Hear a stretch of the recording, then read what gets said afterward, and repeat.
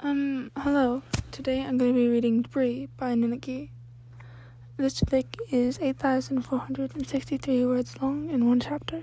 It is teened up, and there's canon-typical violence.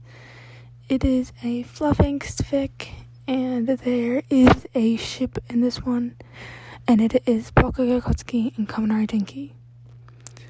So I'm going to get on with the summary. I'm going to skip the notes for this one, because there's not really much to say about the actual fic in it.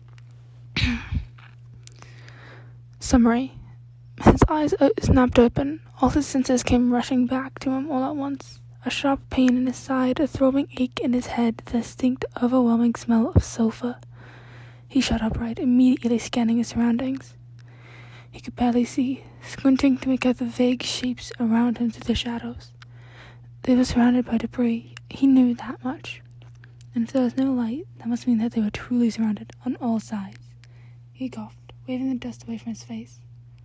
"You alright, Pikachu?" "Yeah," Kaminari breathed out to his right. Mostly." On to the actual fic. Kotsky had no real way of knowing how long he was out when he came to. Slowly, his senses started to creep back in. He felt a throbbing in his head. Something hard under him became vaguely aware of some kind of pressure on his right arm. But everything felt so far away. It almost felt as if he was floating in some kind of dream. He could feel his consciousness slipping away faster than it had returned to him. Bakugo! His senses were dull. He felt so light, so tired. Bakugo! He heard his name distantly, like someone was calling to him from far end of a tunnel. Kotsky! His eyes snapped open. All his senses came rushing back to him at once. A sharp pain in his side, a throbbing ache in his head, the distinct, overwhelming smell of sulfur. He sat upright, immediately scanning his surroundings. He could barely see, squinting to make out the vague shapes around him through the shadows. A bright light suddenly lighted directly on him. He brought up his arms to shield his eyes. "Oh, thank God," Kaminari's voice breathed from somewhere to his left. "I thought you were dead, man." "Get the fucking light out of my face, dumbass," Kotsky barked. "Shit, right." Kaminari tilted his phone downwards so the flashlight wasn't blinding him. Kotsky lowered his arm and, using the new light source, tried to examine the surroundings again. He still couldn't make out much with the flashlight now pointed at the floor. They were surrounded by debris. He knew that much. And there was no light. That must mean that they were truly surrounded on all sides. Kaminari was a few feet away, so they had a decent amount of space, though he couldn't tell exactly how much. A loud crack to his right startled him. He whipped his head around, and only then did he realize his arm was trapped under a pretty large hunk of concrete. He instinctively flexed his fingers. Still working. Looked like the gauntlet had to protect his arm from any serious damage. Another crack, and this time he saw the debris shift. Shit! He dove forward to unclasp the latch, keeping the gauntlet secure to his wrist. He fumbled for a few seconds in his panic, just barely managing to yank his arm free and roll out of the way before the gauntlet gave out entirely under the weight. There was a loud rumble, followed by the sound of screeching metal above him. The shiftings of the slab of the concrete had caused a chain reaction, and Kotsky barely managed to dive out of the way before more debris came crashing down. He crashed right into Kaminari's side, back pressed against the makeshift wall as far from the falling rubble as he could manage. He didn't dare even breathe until the thunderous sound of concrete and metal collapsing in on itself ceased. He coughed, waving dust away from his face. Are you alright, Pikachu?" "Yeah," Kaminari breathed out from his right. Mostly. Mostly? What the fuck?" Kotsky turned his head towards his teammate. Only then did he realize why Kaminari hadn't even budged during his struggle. His leg was trapped, completely obscured by a much larger piece of concrete than the one that had crushed his gauntlet. "Fuck, why didn't you say something, dumbass?" "I didn't really get a chance before the ceiling caved in." Kaminari tried to shift, only to flinch and hiss in pain. "I was yelling at you for like 5 minutes before you woke up." Kotsky sighed as he got to his feet again. He winced as the sharp pain in his side. immediately reaching to grab it. The blood soaked his glove almost immediately. Fuck. Give me your phone, Kotsky demanded, holding out his hand. Kaminari scrambled to comply, handing the phone to him. It was pretty severely cracked, but remarkably still working well enough for the flashlight to function. He clicked the home button and the screen lit up. No service. Not that calling anyone would be much help anyway. Everyone on the scene knew Kotsky and Kaminari ran into the building after one of the villains involved in the attack. They all knew he had a bomb. They all saw the explosion. They knew exactly where they were. It was getting them out that would be the tricky part. Kotsky cursed under his breath as he directed the flashlight towards Kaminari. He crouched down again to examine the chunk of concrete pinning his leg. Can you feel it? Yeah, fuck. Kaminari cried out in pain as Kotsky pushed the slab experimentally. Hey, watch it, man. I'm trying to figure out if I can move it, dumbass. Stay still. He set the phone down, flashlight pointing upwards to at least somewhat illuminate what he was doing. He removed his second gauntlet and placed it aside before he slipped his hands under the only gaps between the debris and the floor he could find. He bent his knees, ignoring the sharp, hot pain that shot up his side when he did, and lifted. Nothing. He couldn't get the damn thing to budge even an inch, only shifted it slightly, causing a hoarse cry of pain to about Kaminari's throat. He grunted as he stood upright and stepped back. Okay, so no way in hell he was going to be able to move that. Damn it, where's Ducky when you actually fucking need him? He knelt down to pick up the phone again and shined the flashlight around the surroundings. His eyes climbed the haphazard walls formed by the debris supporting itself on what he now realized was the floor of the building they had been in, not the ground, which meant at least some of the building was still under them. The concrete slabs and the metal beams slotted to form a makeshift and extremely unstable dome of their heads. It was probably only about 8 feet above them in the highest areas. The size of this little pocket had been effectively cut in half by the collapse that destroyed his gauntlet. He approached one of the walls and began examining it. What are you doing? Kaminari asked behind him, voice slightly strained. Trying to figure out if there's a safe spot to start taking us out, Kotsky said, rapping his knuckle experimentally against the jagged concrete layers in itself. Even with such a light touch, it caused a reaction. Pebbles tumbled down from the wall, accompanied by a strange creaking sound. Rebar pipe twisted in and out of the makeshift wall. They were lucky to still be alive.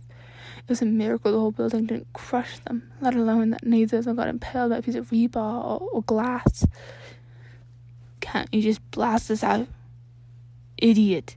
Kotsky spat over his shoulder. You're trapped. If I start blowing shit up, I won't be able to protect you from the ceiling fucking caving in on you. Oh, you're worried about me.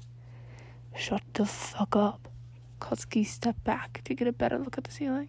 It seemed to be only mostly supported by a large steel beam twisted diagonally above their heads. That explained why the only part of the little pocket collapsed earlier. It creaked again, and Kotsky coughed as the dust and pulverized concrete fell from the ceiling to land on his face. We should probably just sit tight, right? Kaminari offered. The others saw what happened. I'm sure they're working a dingus out right now. Doubt it, Kotsky said, waving the lingering dust away from his face. He tapped his foot on the floor pointedly. The building is still standing, at least partially. There were still civilians inside when the bomb went off. They'll prioritize evacuating everyone before they risk trying to move this shit. The whole building might cave. He turned back towards Kaminari as he spoke. He was staring, wide-eyed and silent. What? You're hurt. Kaminari raised a hand to point at Kotsky's side. His head immediately shut down to cover the wound. It's just a scratch, he said as he crossed the small space back towards his teammate. Worry about yourself, dumbass. Kaminari scoffed. A scratch? Look at how much you're bleeding. He motioned towards the floor emphatically. Kotsky followed his hand motions to find he'd left a trail of blood on the floor behind him. We gotta get you out of here. Calm the fuck down, Kotsky demanded. I've bounced back from a lot worse than this. Focus on fucking rock on your leg. He sighed, through his nose and turned his head towards the ceiling. It shifted slightly, and the metal beam groaned again. He clenched his fist over his wound. There has to be some way to get them out of here without crushing Kaminari. If he didn't figure something out fast, they were both goners. He shoved that thought away. He needed to stay calm and assess the situation. So far, he knew that there had no safe way of getting the both out of here. No way to effectively treat both their wounds an unknown amount of time before the beam gave out and crushed them both. Fuck. Hey. Kaminari's voice shook him from his thoughts. He looked down to find him in the middle of trying to remove his jacket, the way he was pinned against the wall making it rather awkward. Help me get this off. Koski questioned why it fucking mattered if Kaminari's a little too warm right now, but he crouched down beside him anyway.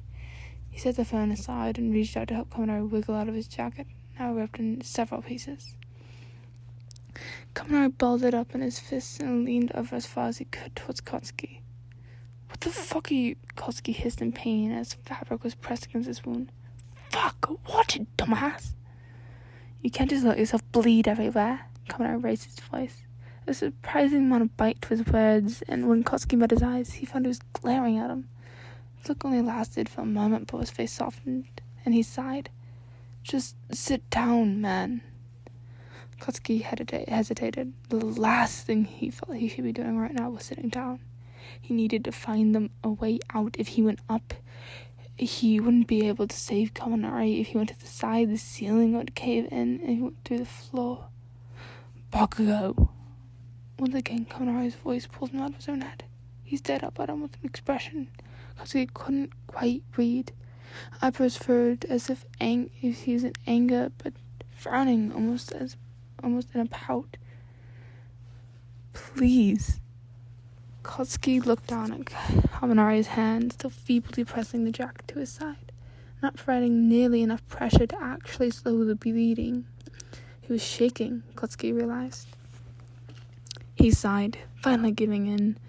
He slid down beside Kaminari with the black fabric pressed to the wall. His back pressed into the wall. He shooed Kaminari's hand away and replaced it with his own, pressing the fabric firmly against the wound. His head hit the wall of rubble behind him as he stared up at the ceiling of rubble above him, dimly illuminated by the phone's flashlight.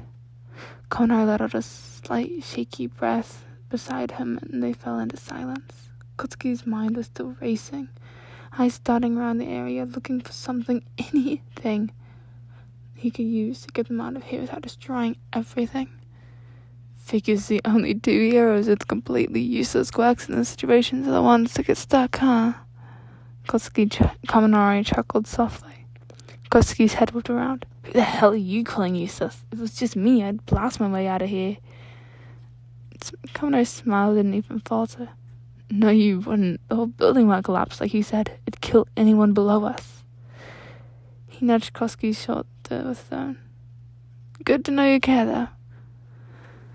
Koski rolled his eyes, and refusing to admit Don's face had a point. Even his grenade would cause too big of an explosion. Way too risky when the shit looked like it was ready to cave in. If either one of them even so much as sneezed. He heard the floor creak ominously below them, straining under the weight it was now carrying. Kaminari turned to step beside him. He smiled at Koski anyway. Do you remember when we did a training exercise like this back at UA? Koski furrowed his brow. What the hell is the dumbass going on about now? Who cared? I remember. Kaminari cut him off, turning his head to face forward again. We had to rescue those dummy civilians from a collapsed building in teams of 5, I think. Yeah, and must have been. He turned his head towards Koski again. You kicked ass. Koski scoffed.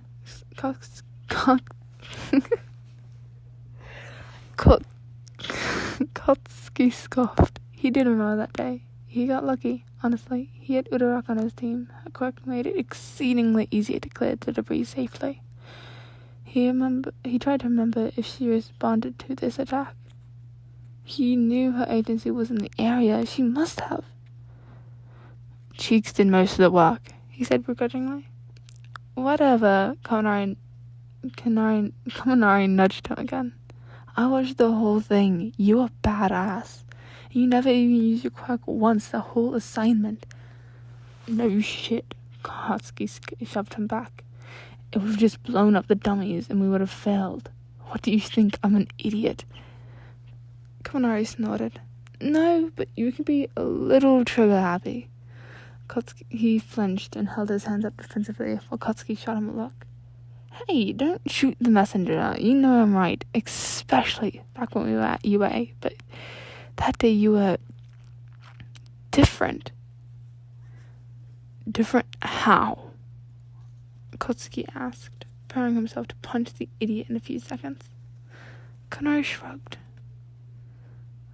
I guess I'd never seen it before, but you were actually working with other people and you weren't even dishing out orders or anything. You were basically just supporting Uraka the entire time. The Bakugo I thought I knew at that point would have thrown a fit and said something about being treated like a sidekick. He chuckled.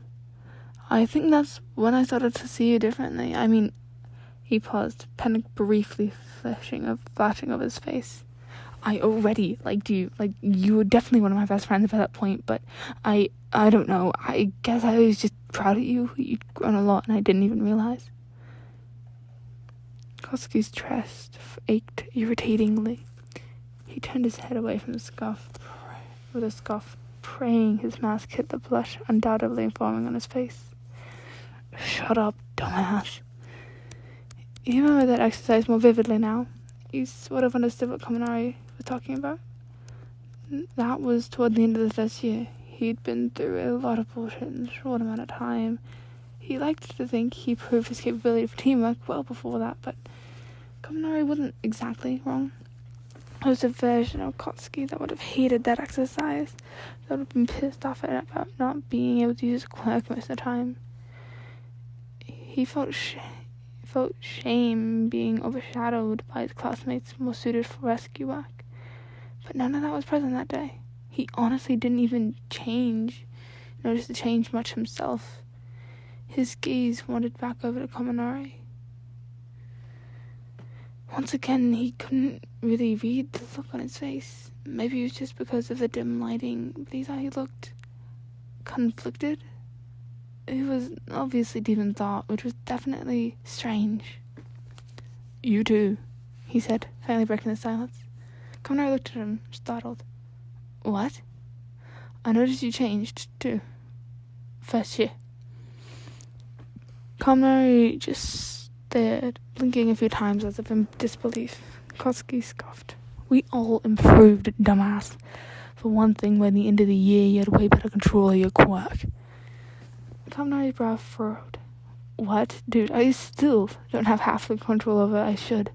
I still short-circuit if I'm not careful, and I can't control the output as well under pressure. Katsuki smacked him upside the head. Ow! Kaminari rubbed the back of his head indignantly. What the hell was that for?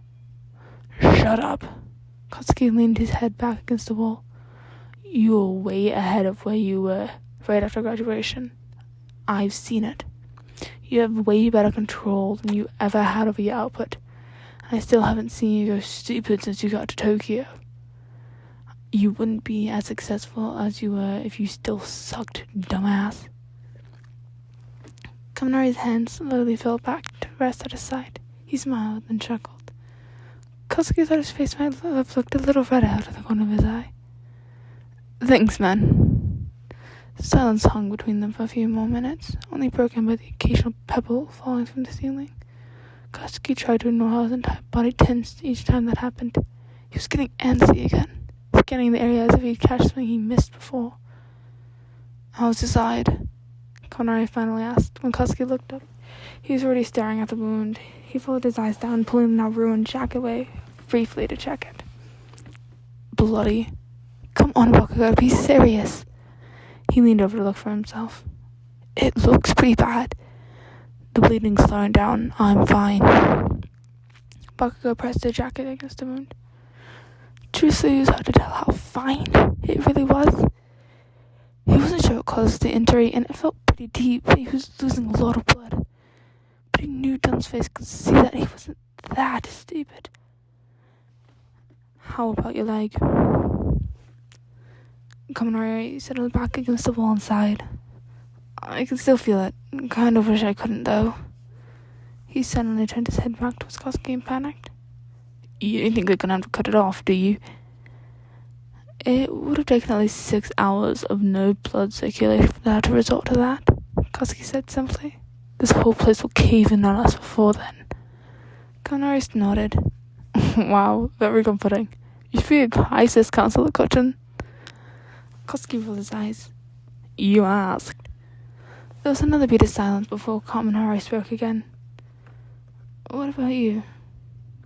What about me? How long before you bleed out? Koski was a little startled by the bluntness of his question, and even more startled when he turned to look at Kaminari and found him staring with the intensity he'd never seen on his face before. I'm not gonna... Koski clamped his mouth shut. He'd never seen Dunn's face look so serious or so... worried. He turned his head to look away. I don't really know. Probably a few hours. He didn't mention that he'd already evidently hit his head. And although he seemed perfectly cognitive, he wouldn't know if there was any damage until they got to a hospital. The silence that hung between them was now thick with tension. Koski pressed harder on his wound, wincing at the pain of doing so. This is not how he imagined dying. He never really imagined his own death until the first time it almost happened. That slime villain just before he started attending UA. He remembered being terrified, barely able to breathe, but even more than that, he remembered anger. He was pissed. Pissed at the idea that he might die before becoming a hero. Pissed that he died at the hands of some B-grade street villain. He was pissed. He was pissed at the idea that none of the pros around him seemed to do a damn thing.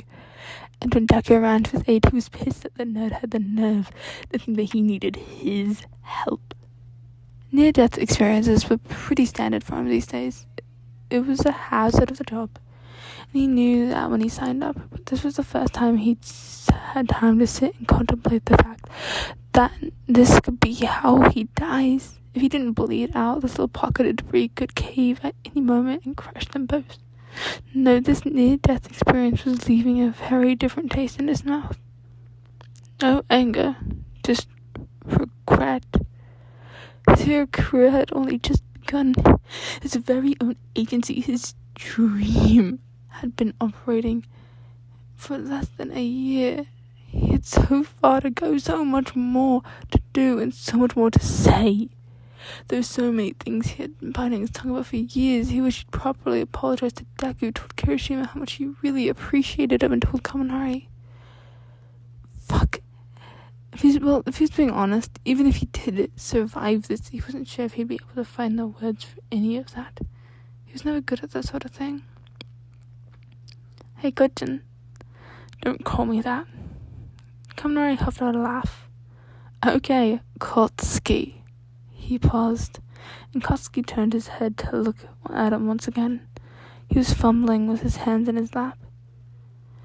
In case we don't make it out of here, there's something I gotta tell you. Bakugo scoffed. Shut up, Dunn's face, we're gonna be fine. But if we're not, everyone below us is evacuated by now. Bakugo reaffirmed. They know we're missing. Cheeks is in the area. Even if she didn't respond immediately, she can get us out, or Deku can use Black Whip or some shit to move the rubble. Kaminari was silent for only a few moments before he spoke again. I still want to tell you. Bakugo groaned and ran his free hand down his face. Nniky, please. Kaminari's hand shot out suddenly to grab his wrist. He pulled his hand away from his face so he could see him properly. That intense gaze was back and made Koski's stomach flip. Fine, he finally conceded. What is it? Kaminari looked unsure for the moment. He glanced down at Koski's blood-soaked side and up at the ceiling, and sucked in a deep breath. A loud, sudden creaking interrupted him before he could even open his mouth. Koski's eyes shot up to the ceiling as he watched it as it shifted, the rubble lurching downwards as the beam supporting it began to bend. He moved on instinct before he even had a chance to process what he was doing, shifting his body to shield Kaminari, hands pressed into the concrete behind them. Kaminari's trembling hands clutched at the front of his costume. The whole area shook as the rubble came loose. Koski squeezed his eyes shut, bracing for impact, but none came. He opened his eyes and looked up towards the ceiling again. Everything had shifted, but the beam was still holding. For now, it was moving terrifyingly towards them, obviously overcome by the weight of the debris. What the hell was that? Kaminari shouted, startling Koski, who was clutching the fabric of his costume. This shit's unstable. It just shifted. Not that, you. Koski blinked, then furrowed his brow. What the fuck are you talking about? Were you gonna shoot me with your body? Koski was very confused as to why Kaminari was yelling. Actually, he wasn't sure if he'd ever seen him this genuinely pissed off. What were you thinking? That would have even saved me. Why didn't you move? What, and why'd you get crushed? I'm not a fucking coward. I had to do something. Koski shot back. He opened his mouth to say something else, but his voice died in his throat. Kaminari was crying. Fuck. Koski didn't really know how to handle people crying at the best of times. One of his glaring flaws as a pro was his struggle to soothe victims and survivors. Usually that was Karishima's job. Kaminari clung to his costume, shaking, obviously frightened, and fighting the need to sob as he spoke. If this place collapses, I'm not gonna make it, Koski. His voice trembled. His eyes were so wide, staring up at him. Blast the ceiling. Koski's mouth hung open, eyes blown wide. Fuck you, no way. You have to. It's not gonna happen. Koski.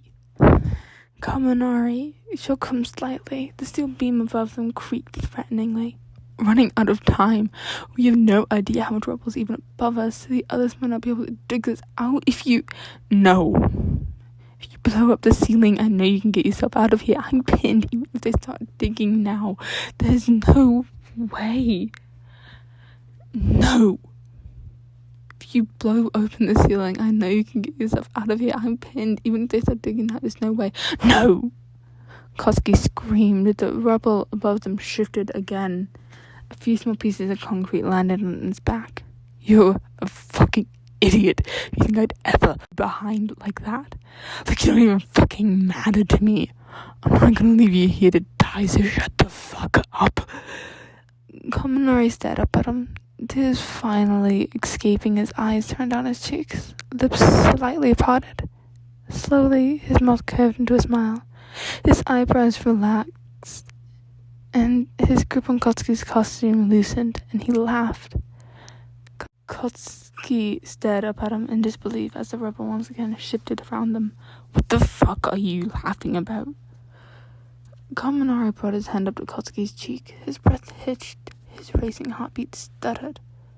Kaminari was smiling up at him, eyes glistening and full of emotion that he couldn't place. When he spoke again, it was softer, so soft that they could barely hear him above the creaking of the metal beam as it strained against the weight on top of it. You know I'm like crazy in love with you, right? Koski would be sure his heart stopped if he couldn't feel it positively hammering against the back of his mind went blank. He felt the rubble under his hands shift, but all he could hear was his own heartbeat in his ears. All he could process was the look in Kaminari's eyes, the emotion he suddenly had a name for. No, please, no, not like this. He didn't even realize he was crying until a drop landed on Kaminari's cheek. He reached out unthinkingly to wipe it away with his thumb. Kaminari leaned into the touch. He held onto his wrist and turned his face into his hand with his eyes squeezed shut. Kotsky regretted all the times he wanted to reach out and touch his friend like this and didn't. All the opportunities he saw that bright, brilliant smile and fought against the urge to kiss it right off his face. All wasted opportunities that he could have said something in poorly lit bars or at stuffy hero galas where they would dance and Kaminari would step on his feet and laugh and set his whole body on fire. Or tucked away at his apartment, leaning into each other's side with their friends scattered around them, and Nniky smiling up at him, soft and private and beautiful. I can't not hear not now. A piece of rubble caved in behind Kotsky, shaking the rest of the area, shifting everything terrifyingly. Suddenly there was an entirely new fear rising in his chest, threatening to consume him, that this would be how he finally tells Kaminari Nniky how he feels. That they would never have some disgustingly sweet first date, that he'd never get to see him laugh, how terrible he was at all the romantic or intimate things, that this was the story, beginning and end. There was a crash above them. Kotsky clenched his eyes shut, bracing himself. Kaminari's arms shot up to wrap around his shoulders, pulling him down until the foreheads knocked together painfully. I love you. Please don't die. I love you, you fucking idiot. Dynamite, charge bolt. Kotsky's head snapped up, a hole created through the ceiling of concrete above them. Deku and Raka poked to their heads inside. Kaminari let out a hysterical laugh. Are you guys okay? Deku called out. Hold on, I'll lift you out. Wait. Kotsky stumbled to his feet. Dinky's pin. Deku, get your ass down here and lift this fucking rock. Deku complied instantly, jumping down into the opening and hurried over to Kaminari. He lifted the debris off his leg with easy. That might have pissed Kotsky off if he wasn't so relieved. Kaminari laughed again as they each slung one of his arms over their shoulders to pull him upright. Oh man, I have never been happier to see your face, Midoriya, he said, leaning into Kotsky heavily as he balanced on his left leg, his right one dangling limp and useless under him. I'm gonna need your help, Gojin, Deku said as he bent his knees. A familiar spark of green lightning traveled across his body. Kotsky bent down as well, aiming the palm of his free hand at the ground. It's gonna collapse as soon as we take off, he shouted, towards the opening where Uraka and Kirishima were now watching them. Get clear. Right, Uraka called back. He got a glimpse of her tapping Kirishima's shoulder before they disappeared from the sight. Kotsky turned his gaze towards Kaminari. With better lighting, he could see the dirt smeared on his face, the bruise forming just under his collar, likely from the fall, the radiant look in his eyes when he grinned back at Kotsky. Hold on tight, Sparky, he instructed, and Kaminari's grip on his shoulder did indeed tighten as they readied themselves to take off. Ready? Duggan marked them. The rebel continued to crumble around them, faster by the second now. Now! Kotsky set off an explosion as they shot into the air as one. The combined force of both their cracks, as they predicted, sent everything under the crumbling to bits. They just barely made it through the opening, Kotsky's shoulder slamming painfully into the edge when they squeezed through. The last of the building finally gave way below them with a loud and very final crash. They were in a free fall for a couple seconds before Kotsky could set off another explosion to help support Kaminari's weight. Deku couldn't stay in the air like this for long. He knew they needed to land quickly. Forward, Deku shouted, and Kotsky obeyed, using another explosion to help propel them forward. Kaminari's grip on him was so tight that it felt like it might bruise.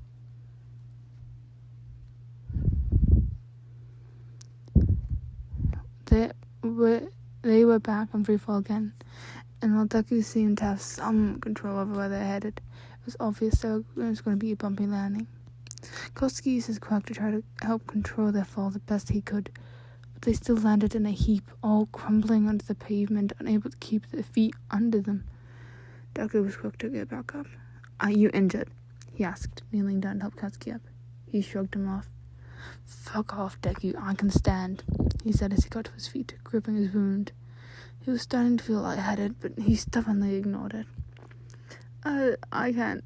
Kaminari raised his hand from his foot, lying down on the pavement. Katsuki bent down to help him sit up, placing a hand on the small of his back to support him. "You're right, Sparky." He scanned Kaminari's face, looking for any injuries he might have gotten in the rough landing. Kaminari grinned back at him. Yeah, I'm alright." Deku must have calculated the landing more than Katsuki thought, because an ambulance came careening around the corner not a second later. Stopped just short of them, the EMTs hopped out, immediately crowding Katsuki and Kaminari. "Broken leg," Katsuki barked at them as soon as he stepped out, so they would get Kaminari onto a gurney and motioned to his side. "Gash, I've been bleeding for about an hour already." "Bakugo, Kaminari!" Katsuki turned to see Kirishima and Uraka running down the street towards them. Kirishima looked like he was struggling to restrain himself from tackling to the pavement. "Thank God, we thought you guys were goners." "No way," Kaminari piped up from his gurney. Piped up as his gurney was raised. "You think a little building collapsed and would take us out? Oh, ye of little faith." Katsuki jogged to keep up with Kaminari as he was wheeled towards the ambulance, ignoring the EMT who was examining his wound, calling after him. "Dinky," he said, reaching out his hand. Kaminari curled his fingers around him tightly in return. He smacked down at him.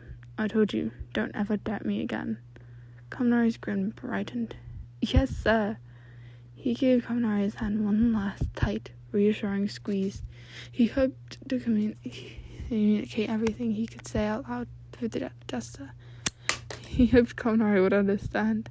He slowed to a stop and let his hand slip out of his grip as he loaded into the ambulance. "We're gonna do it right next time." Wow, that's so long. That's part of it. Alright, this is gonna be a little break. Get water, okay?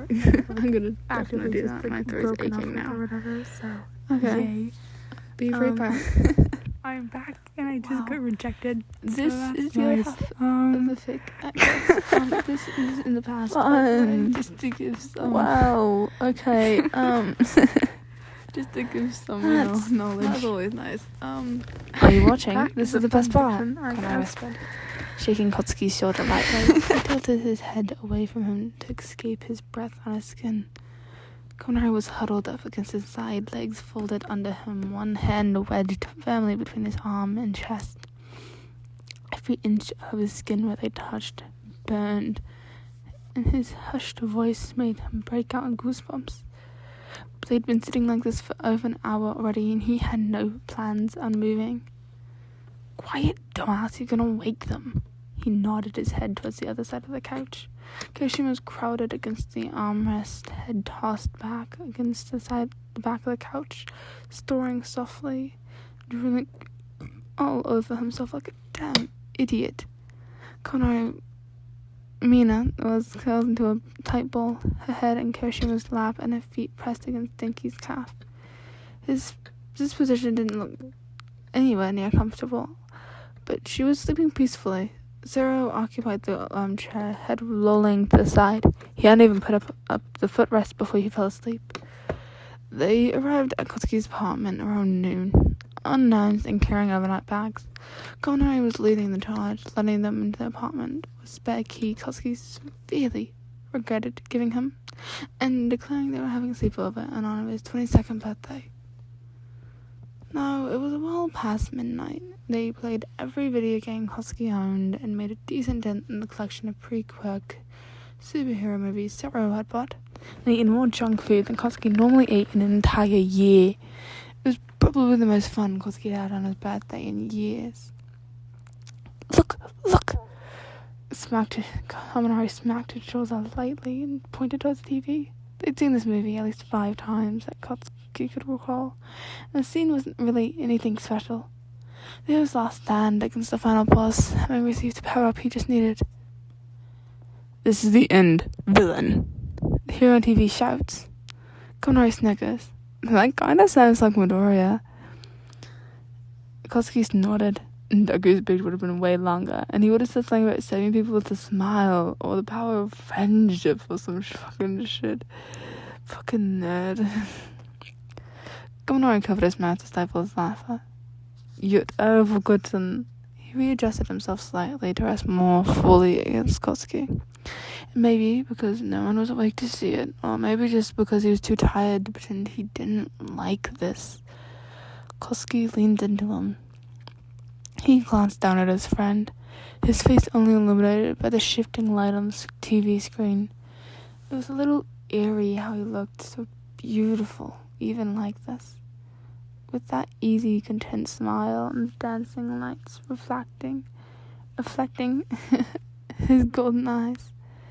It was unfair, really, the way he cuddled into him so easily, slotted right next to him, like that was exactly where he was meant to be.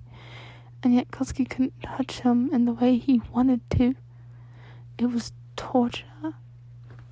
Hey. Nniky nudged Nniky softly to get his attention. Wait, hold on. Nniky lifted his head. How do you say that Now again? those eyes were directed right at him. Kotsky hoped it was too dark for the heat rising in his cheeks invisible. Nudged Nniky Softly to get his attention. for this. Nniky left.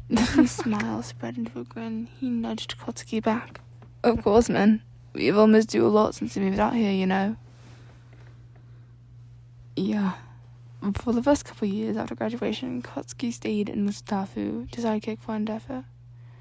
But he could only take so much of the old man's attitude and watching Dougie soar past him in the ranks before he realized his career was going nowhere fast. So when Best Genius reached out to offer him a position, he packed up and moved to Tokyo. The downside of his job was that it took him away from all his closest friends. He'd been here for only a few months, and already his career was finally taking off. But it was just lonely. He threw himself into his work to distract himself, but after living so close to people for so long, it was a difficult adjustment. His home was so quiet. No one ever came barging in and dragging him out to bars or begging them to make dinner. He missed his idiots. We're all really proud of you, though, Connery said. At this rate, you'll be ready to open your own agency in no time. Kotsky swelled with pride of it. Our agency, Sparky, still waiting on you two. Nniky's eyes lit up with excitement. Kotsky's chest felt warm. Yeah, our agency, he echoed. He turned his head to rest against Kotsky's arm. We're totally gonna kick ass. Dynamite, Red Riot, and Dodgebolt. Greatest heroes in all of Tokyo. He threw his hand out, dramatically dragging it through the air like he was revealing a headline. Kotsky smirked. Fuck that. Greatest heroes in all of Japan. Ooh, we might have to fight Ducky for that one. He doesn't stand a chance. Connery laughed, letting his hand fold back into his lap. Kotsky tuned back into the movie just to have the big kiss scene. It was disgustingly dramatic. The hero dipped the love interest in his arms and kissed her so sloppily, Kotsky questioned why this movie was rated PG. He turned his head to look back at Nniky again. It was on the tip of his tongue, moments away from spilling out.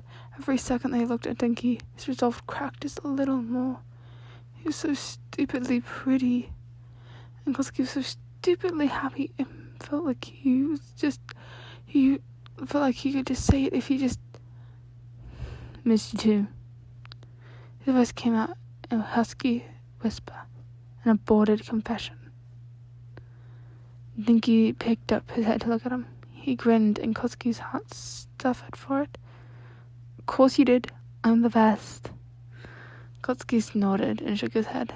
Never mind. I take it back. Aw, come on, Blasty. Nniky teased, nuzzling his face in his arm. You know you love me. If only he knew. Kotsky relaxed into the couch, into Nniky's touch. He watched as the credits rolled.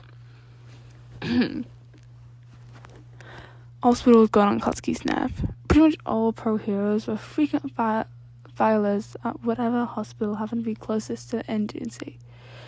But no matter how many times he ended up there, it pissed Koski off just as much. He hated the sterile smell, the harsh lights, and the beeping machines. He was anxious to get out of there as soon as he arrived, but this time, when he woke up in his hospital bed, he was anxious for an entirely different reason.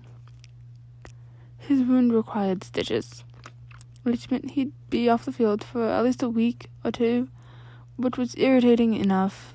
Koski liked to think he's grown in his years as a pro hero, gotten past a lot of the complex feelings and hang-ups he had when he was young. But some things never change, and Bakugo Koski would never like being told what to do.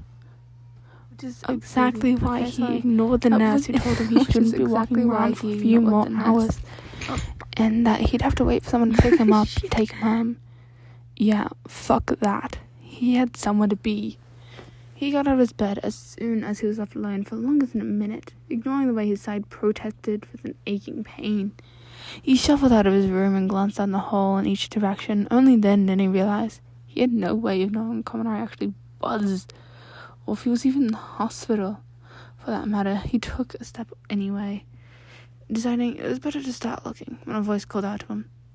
"Gutson?" His head moved around. Deku stood to his left, still dressed in his hero costume, eyebrows furrowed in concern. It didn't say anything. Koski just glared at him, brows drawn tight, lips curved into a scowl. Deku's eyes lit up in understanding after only a few seconds.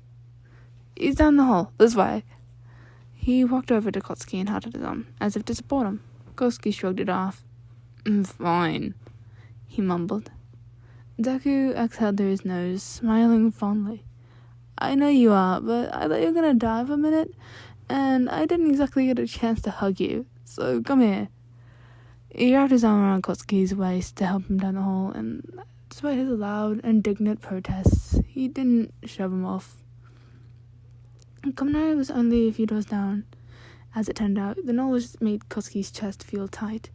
He didn't ask Deku how he was, because the sinking feeling in his gut told him the news wouldn't be good. That hunk of concrete that was crushing Kaminari's leg for over an hour, it was certainly broken. It could be worse. It could heal wrong. He could walk with a limp for the rest of his life. He could have irreversible damage to his spinal cord. "Godson." Koski hadn't even realized his breathing had become erratic until Deku placed a careful hand on his chest. His breathing stuttered and then stopped short. He turned his head to look at Deku, who was smiling at him with an understanding look in his eyes. The bastard. Koski shoved Deku's hand off him. "I'm fine," he muttered under his breath. But it was Deku who opened the door. He saw Kirishima first. He stood at the bedside with his back to the door, still suited up and apparently a little banged up. His right arm was bandaged. He turned around the side of the door, sliding open, and immediately smiled. "Hey, you up? How you feeling?" "Fucking peachy," Koski grumbled. Kirishima only laughed in response. Deku took a step forward to guide him to the room. Koski finally shoved him off, standing up straight as he could, and focused very hard on not hobbling across the room. Yellow hair poked out from behind Kirishima, and Koski stopped short. A hand shot out next, pushing against Kirishima's arm until he finally got the hint and stepped to the side. Koski's throat closed up the moment he locked eyes with Nniky. He sat upright in the hospital bed, right leg wrapped in a cast, already decorated with 3 signatures and elevated by a sling. He watched his chest rise and fall, visible sigh of relief. He smiled at Koski. The idiot sat there with a shattered leg in a number of possible permanent conditions. And he smiled at him, and Koski's heart flipped in his chest. Deku glared his dirt from behind him. Kirishima, we should go with Tsukurushi." "Didn't we already?" He trailed off, squinting at Deku, though Koski didn't bother turning his head to see exactly what he was reacting to. His head swiveled between Koski and Nniky, his eyes lit up in understanding. "Oh, right, yeah, we should do that." He walked towards the door, pausing on his way to give Koski a much more gentle hug than he normally would receive from his absolute tank of a best friend, and followed Deku out into the hall. Kotsky heard the door close behind him, and only then did he suddenly find the strength to move again. He crossed the room in 2 swift strides, but collapsed against Nniky, one arm wrapped around his waist, wedging itself between his back and the bed. While his other hand found its way to his yellow hair, he buried his fingers in the strands and held him tight against his chest.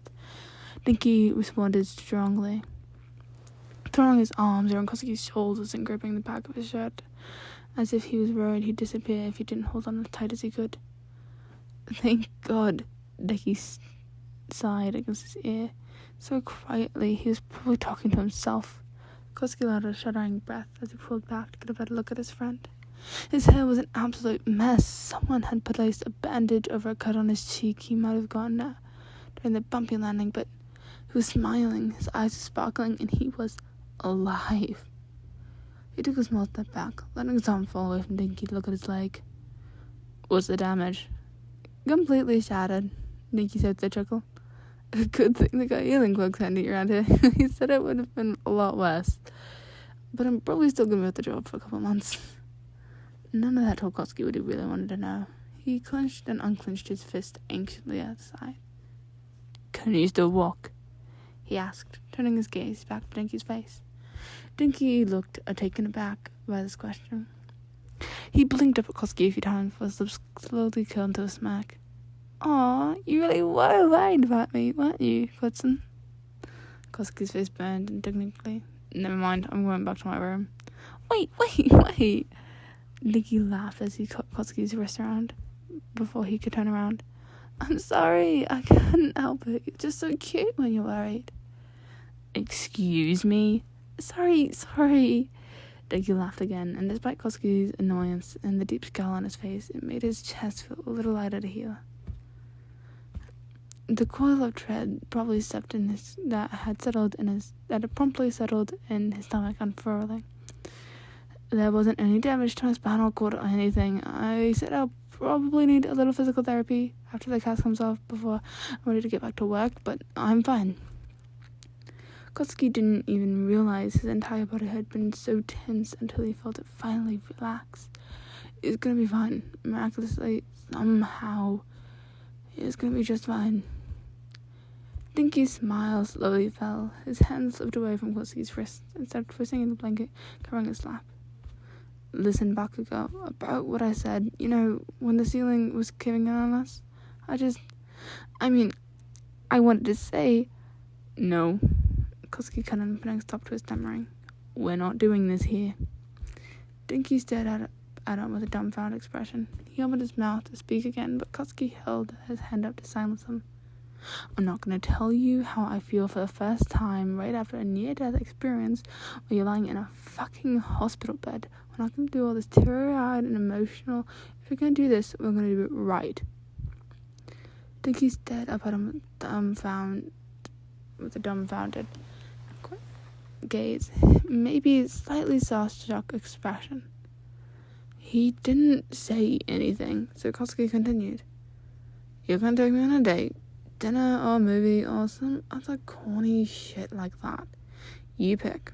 He took Nniky's hand gently, letting some rub over his knuckles. And then you're gonna insist on walking me home even though I'm number 2 fucking hero in Japan. When we get to my apartment, you're gonna kiss me goodnight, and then you can say it. Got that, Sparky? Nniky's smile slowly returned, accompanied by tears that started Koski. Oh, wait, why are you crying? Nniky laughed wetly, using the back of his free hand to wipe his tears. Sorry, I'm just ridiculously happy right now. He squeezed Koski's hand and grinned up at him again. Sounds like a date. Koski allowed himself to smile. Small and soft and utterly entranced by the way Nniky's eyes sparkled. Looking up at him, he'd seen that look in his eyes before. The same look he got when they finally managed to get all their friends together for a night. Or when he got his hands on his favorite foods, or after a successful hard-won mission. It was the same look he got every so often when they were alone at a bar or dancing too fast to slow music at his apartment, only half paying attention to some old movie, and Kotsky wondered how he could ever doubt it without looking. So, Nniky said, leaning closer to Kotsky, do I have to wait for the first date for a kiss? Yes. Oh, come on, Kotsky, he whined. It'll be months before I can take you out. One little peck. He leaned over even farther, already puckering his lips. Kotsky palmed his face and pushed him back to his bed with a smack. Yeah, like you'd be able to stop at one little peck. I'm not stupid, dumbass. Nniky stuck his lip out in a frankly adorable, though still irritating pout. You're so mean. I almost died. I'm crippled. Shut the fuck up, John's face. I'll say no when you finally do ask me out. Kotsky! Kotsky rolled his eyes fondly, unable to mask his smile with annoyance.